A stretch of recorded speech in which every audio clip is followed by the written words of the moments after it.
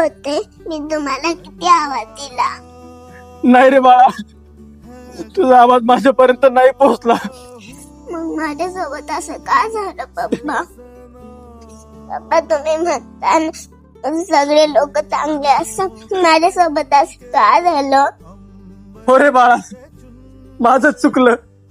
या जगात सगळेच लोक चांगले नसतात. मी जर माझी खेळत होते ना पप्पा. पप्पा माझा आवाज जरी थांबला ना, माझ्या वेदनेने थांबला. पप्पा मला न्याय मिळेल ना?